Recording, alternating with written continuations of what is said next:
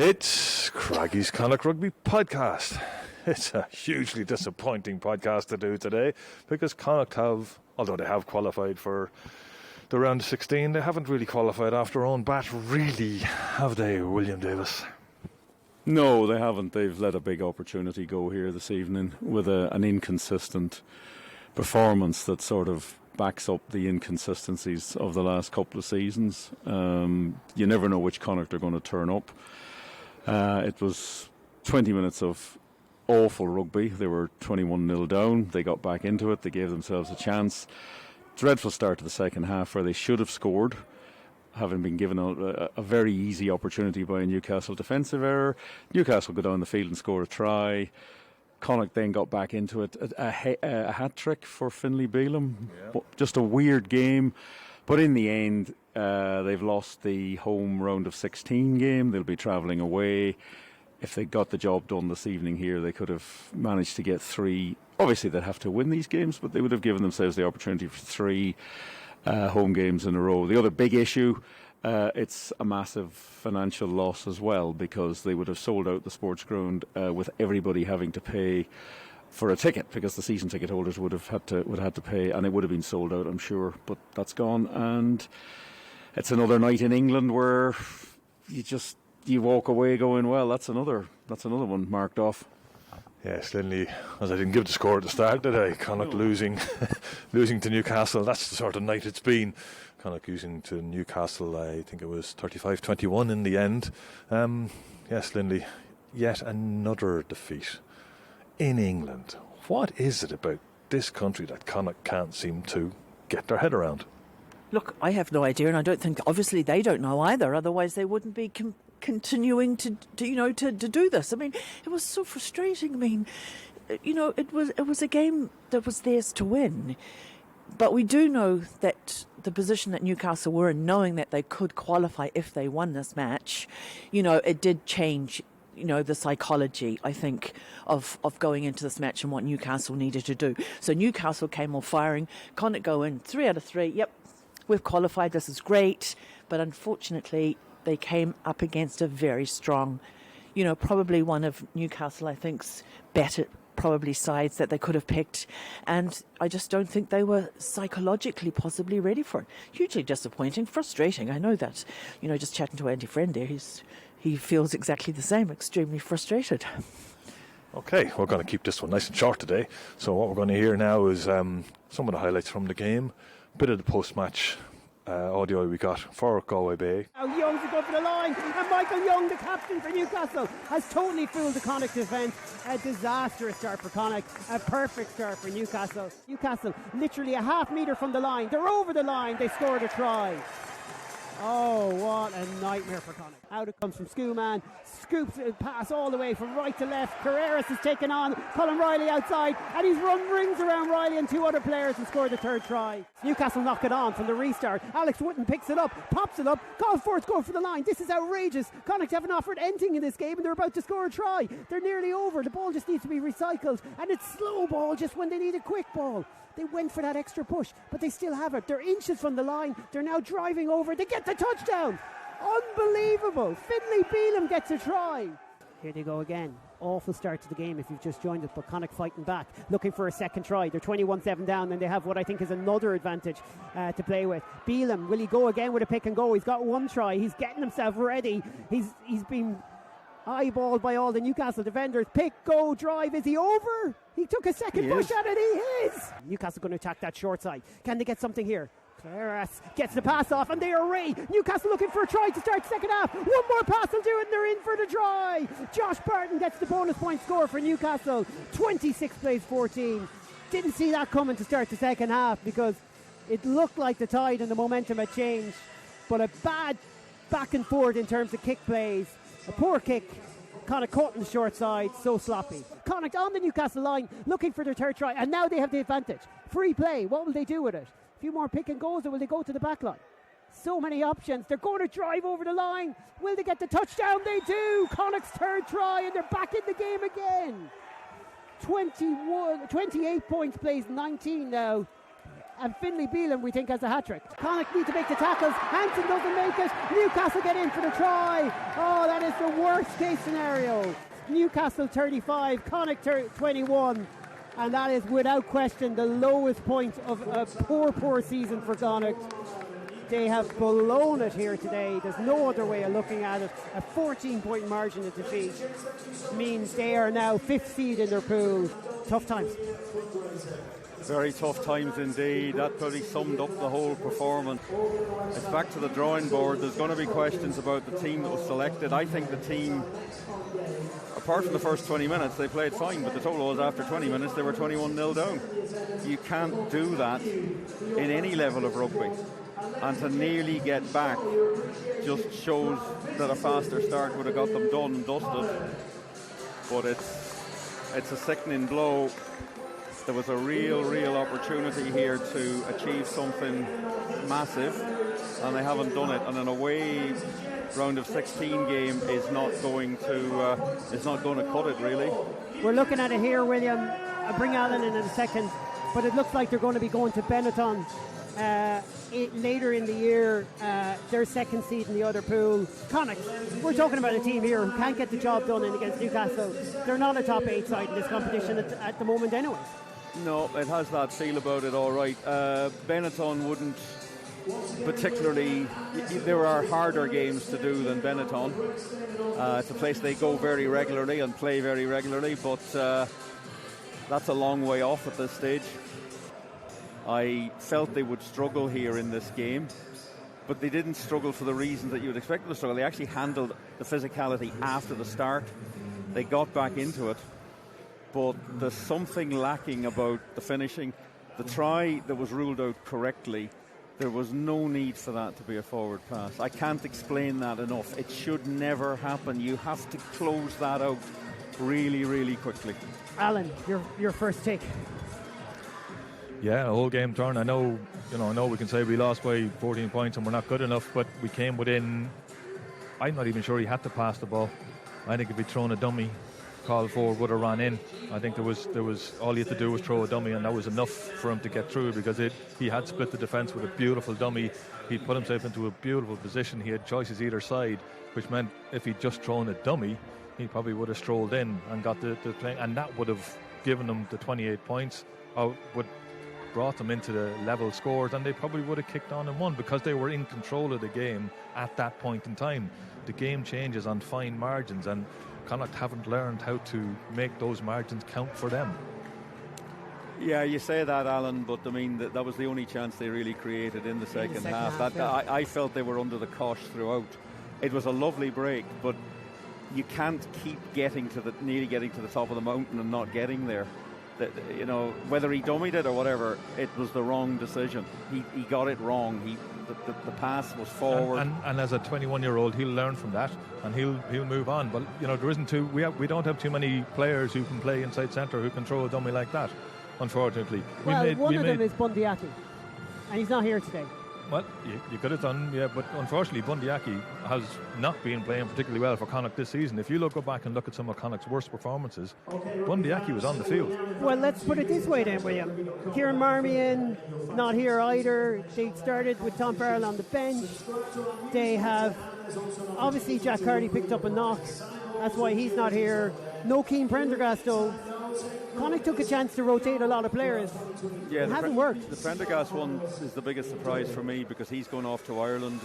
Like Finlay Beelan played nearly right through there. I think Prendergast would have added something for them, especially maybe in that early part of the game. But, after the fact, you can ask about the selections. I think we were asking about it before. Yeah, but we were a bit baffled by it. We were. They've done it right through this competition, but this has not been well managed, because I go back again, you cannot be 21-0 down after 20 minutes away from home. You just can't. You can't. And that was because they weren't playing well, they weren't switched on, and they were giving away idiotic penalties. and they know they were giving it. They were idiotic because they were forced into them, Well, because I don't of think the they were, pressure Alan. that they were being put under. But they were losing Offside. every single contact. No, they weren't giving away the penalties for the contact, and they were giving away the penalties because they wouldn't sort their offside line out. Because they were losing the contacts. They were going backwards. When the referee has told you to sort your offside line out, you damn well sort it out. You got to take that step back. You got to take that step back. You have to. And they didn't, and eventually they got yellow carded for it because he got fed up with them. Multiple. And but we could also say that, and in the second half, in the first 15 minutes of the second half, Newcastle did exactly the same thing, and the ref didn't make the same decisions, which is unfortunate. But that's just the way the game is. So, like, they were. Well, I think Connacht's ones were a bit more obvious, but I agree with you. But that's just the way it is. The home team generally gets the advantage. Yeah. That was a poor effort, and this competition now becomes a lottery, which they have got to forget about until the week before the Benetton game, and try now to sort themselves out in the URC. If they're 21-0 down to the Lions next Saturday, they'll be in real bother in that game. And they're not going to be able to play any of the Irish internationals who are in the camp. They're all going to be gone. So the question marks, will be there for that game. But tonight is poor. Okay, on this Saturday evening, we started out the evening with results going Connacht way to such an extent that they came into the game with Newcastle out of the competition. Connacht knowing, all right, it was a long shot to be getting bonus point wins away from home in England, but it was possible because Newcastle had been so poor in the competition. They knew if they did that, or even as it turned out, if they got in those closing stages a win of any kind, a draw with a 4-try bonus point, they would have got home advantage right through the competition. Unfortunately, they started so slowly. They trailed 21-0 early on. They got back to 21-14. They had it at 28-21, but they've lost 35-21, and it's gone the other way. The margin of victory, meaning they not only don't get second seed, they drop the fifth seed, and now they'll be away from home, we think, to Benetton in the last 16 in the first week in April. Now they turn back to the United Rugby Championship, where they still have a shot at the playoffs with all the teams beating each other. But this season continues to just baffle us, Alan, with moments of hope like the last few weeks provided us in the wins over the Sharks and the win over Brive last week, and then moments of absolute head scratchers like the way it's gone tonight, a 14-point loss. Yeah, it's a mental thing. There's definitely something in the mental makeup of Connacht that they don't seem to believe in themselves enough. There's a lack of belief in what they're doing, in whether it's the processes, whether it's their own skills, whether it's their own belief that they are good enough rugby players to do some of the things they do, because some of the stuff they did tonight was excellent. Unfortunately, they don't do it on a regular enough basis, and so you'd have to wonder what is are they still missing that mental skills coach? I know Andy's leaving at the end of the season, and there's talk about will we get another director of rugby. I'd like to see a mental skills coach or a sports psychologist brought in, because when we had one for about 4 or 5 months last season, Connacht were a far better rugby team. Yeah, that's a fair point. But I still don't think a mental skills coach or any coach can cope with the fact that your team for 20 minutes doesn't play. Whether they've been beaten up or not, they're making bad decisions, and they're just being pushed to a level where they just can't cope. They were being bullied, and they Newcastle sort of won the game in the first 20 minutes, but it took them another 60 minutes to actually get it done, which is part of the frustration as well, because they didn't go for the jugular when they had it, because they just did enough to get the job done. Yeah. But sides, if you want to be compared to the really, really good sides, A, they don't go 21-0 down, and B, when they get chances, they put them away. There was a chance early in that second half. From the kickoff. From the kickoff. And 2 minutes later, they go in and score that was the actual turning point of the game for me. To turn Newcastle over because they'd already stopped them in the end of the first half, to turn them over and have a chance to score a try, or at least keep the pressure on, and then give away a silly penalty, and Newcastle, we lose a kicking battle. One of the things we did learn tonight, Mac Hansen is not a fullback. No, I have to agree with you. I don't think he is. I think he's an attacking fullback, but unfortunately his defensive frailties and kicking frailties as well. Which Andy Farrell, we feel, was part of the reason why he's playing fullback the last couple of weeks. To have a look at him, I'm sure he'll be starting to think, right, I definitely want Mac Hansen in my squad. I want him on my wing. Yeah, but he's not going to cover fullback. I think what he could do, thinking ahead to the World Cup, playing one of the lesser teams, you'd say, okay, listen, we need a covering fullback in this game. And whether they have a sophisticated kicking game or not, he is dangerous when he comes onto the ball, but their kicking was clever tonight. Yeah. They moved him around. They didn't kick straight at him. He's about 50-50 in the air, I'd say. So, Tiernan potentially maybe we'll be back next week. There's going to be a lot of soul searching after that performance, particularly the first 20 minutes, and they have to analyse it and get ready for next Saturday night, because they're in they can't lose any more games in the URC, so the URC season hangs by a thread, and next Saturday is an interesting one. I don't know at this stage if it's not just about just take each game as it comes and forget about any sort of targets, because this team does not look good enough to be in the playoffs in the United Rugby Championship right now this evening. Doesn't look good enough to really challenge in this competition either, but who knows? Connacht have turned corners before. Andy, it's always hard to know where to start on bad nights like this, but let's start with that. Does it feel as bad a night for you guys as it does from us observing it? Yeah, it does. It was it's just like a nightmare unfolding. First 25 minutes, I think we had 7 penalties against us, 21-0. You're sitting there going, where's this going? But so yeah, listen, you can't start like that away from home and expect to win, and we own that. What was the source of those penalties beyond the exact details of them? What do you feel was happening that was leading to that kind of discipline? I'm not sure. Like the first 2 were not roll-aways. I thought maybe the first one was a little bit harsh. I thought he might have been pinned, but the referee's trying to set an example there. Second one was pretty clear and obvious to me. Then there was about three offsides, and in the meantime, I think we had 7. I counted 7 red penalties.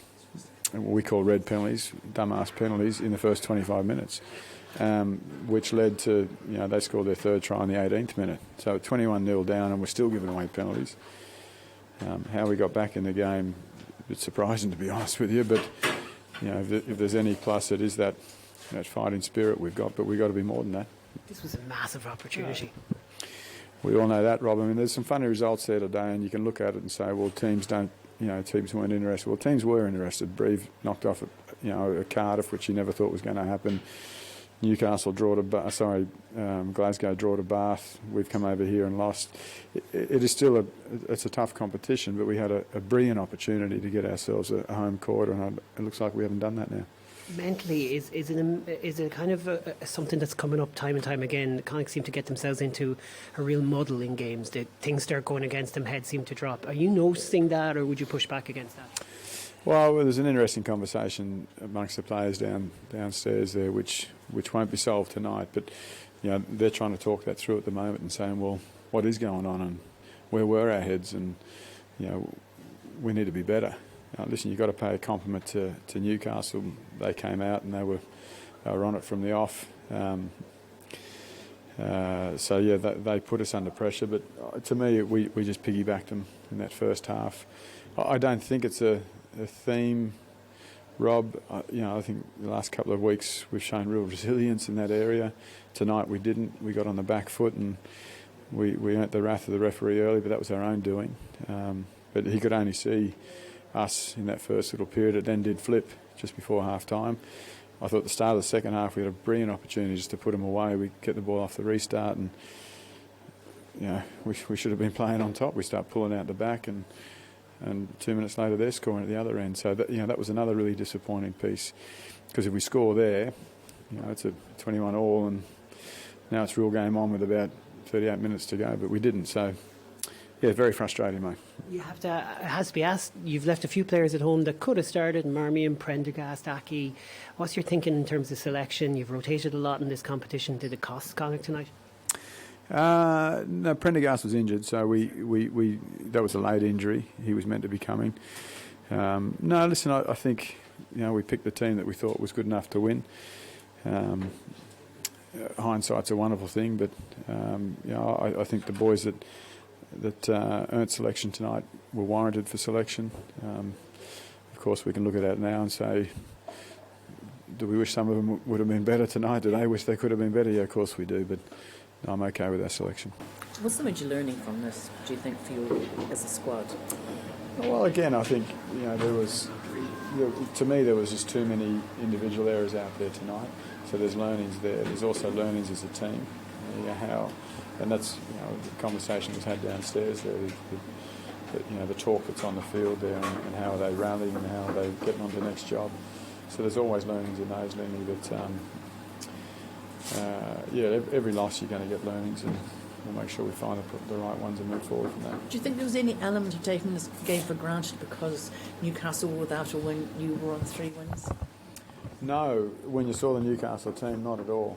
And Newcastle put their top team out there tonight, and they're a hard team to beat. You can see that they knocked off a good Leicester Tigers a few weeks ago, so they're a tough team to beat here. And we knew that. We respected them. We knew our game at the sports ground, 22-8. It was a tough affair, and we only scored late to pull that away to 14 points. So, no, we had enormous respect for them. You just can't give the start we gave, and that's what happened. Finlay, look, you had a storm of yourself, hat-trick, but I know you don't really care right now because in that dressing room there must be a lot of disappointment. Yeah, I'm really disappointed. Definitely would have taken the win over getting a hat-trick, and we didn't start. We started terribly. I think it was 6-7 penalties in the opening half, and they're 21 points to nil, and away from home, it's just not good enough. It's plain and simple. Need to look at ourselves in the mirror and be like, did some of us prepare well enough? Did we come out with the right mindset? Like I said, it's just not good enough against a really good Newcastle team at their home patch. To be doing that, it's just, like I said, it's just not good enough at all. It's hard to imagine if this was the first game of the group and there was no form that you would have started like that against Newcastle. So what I'm asking is, does the fact that Newcastle hadn't won the game in the tournament maybe affect the way you approach this game? I don't know. We had a big focus this week on ourselves, and we had a good performance last week and a few things to work on, and we had a really good week's training. Lads, I thought, were in a really good headspace. We warmed up really well today, and to start like that, it was pretty frustrating. Piggybacking ourselves up and down the pitch. So, look, those questions have been asked downstairs in the change room, and no doubt they'll be answered for next week. So, if we want to be the team we want to be, we gotta sort that shit out. So, yeah. Away from home now in that competition. Look, I doubt you guys think too much about that beyond the fact that you'll go into that competition still believing you can win, but it's a real missed opportunity there to be back in the sports ground. 100%. That's why it's really disappointing. There was the opportunity there of having a home game in Europe, and I think now we're away, are we? I think that's the plan. So, but look, it is what it is. When that time comes, we'll be ready to go, and hopefully we've learnt from the lessons that we got tonight. So yeah, I'm just so disappointed. It was terrible. That dressing room must be difficult. I guess my final question to you is, how difficult has this season been overall? You've been here quite some time. There have been so many good moments mixed in with a lot of really disappointing moments. It's a real up and down season so far, isn't it? Yeah, that seems like a consistent theme. One week we're playing some really good footy and come out, like last week, play some really good footy and all high, and then come out tonight and then just start horrendously away from home. And look, we got to be better. We talk about it. We say some really good things. We train really well. Coaches come up with some really good game plans. It's up to us to turn it around. And look, we have the Lions at home next week, and that's a game we need to be winning. So some questions were asked in the change room there, and no doubt the boys will have answers next week. And it's about implementing them and not letting it happen again. Yes, Lindy, as you say, Andy Friend was pretty disappointed and frustrated by the whole thing, but I was misreading who we were playing against, because I don't, maybe my eyesight was going. I thought we were going to have to go to South Africa possibly, because I thought it was 5th against 9th, but no, it's 4th against 5th, which puts us in Italy in April. And about the only thing I like about that is that the weather might be nice. Well, I think there's pluses and minuses, isn't there? In the sense that we're playing a team that we've played so many times before. Unfortunately, we are away from home. And you know for sure that Benetton are going to see this as a huge, huge opportunity for them. And they're going to come at this all guns blazing. They really will. This is not going to be an easy match by a long shot. They're big, they're physical, they've improved immensely over the last few years, and this is going to be a really tough match. And it's very unfortunate that, it could have been a hell of a lot better, or nicer anyway, for both fans as well, for the whole club, for the whole of province, for Connacht, to have a possible series of home matches. Huge opportunity gone. Yeah, it certainly is. William, was it the team selection, or is it just that there's something psychological about us playing in England? I don't know that it's playing in England. I think it's handling those type of teams. The big sides physically is a problem for them, but then they handle big South African sides and big French sides. I mean, Brive weren't exactly small in either game. I don't know whether it's maybe there is a hangover from playing Premiership sides, but the record is now reaching ludicrous levels. 2 wins in the professional area, one since 2009, and so many games like this. I mean, this is the pattern. Yes. I could stand there and reel off about 10 games I've been to that have started like this, where they're 14-0 down, or they're 17-5 down, or whatever it is. Because they just started so poorly. I know they were being physically beaten up, but it was the decision making. I think we've learned a couple of things tonight. I think Mac Hansen struggled at fullback tonight. I think that's a big learning curve for him. Conor Fitzgerald didn't have a great game at out half. I mean, the Pack did okay again once they got into the game, but give any team a 21-0 lead, it's not going to work out. And the other bit of bad news is, for anybody who's thinking of going to Benetton, that will be the most expensive time of the year to fly, because it's the week before Easter, and Venice is usually jammed with people, and they all fly to Benetton. So anyway, that's just bad news for that one. Maybe I'd be flying a circuitous route and getting a train. At least it'll be warm. Maybe it'll be warm. God, I hope so, because it's warmer than this. It's bloody cold here, Linny. So we're gonna finish this podcast off right now, because I'm just too cold, and I don't want to go into any more detail on this. And I don't think I have anything else to say. Have anything just to finish off? Now we're going to buy a nice big steak. Or a piece of fish.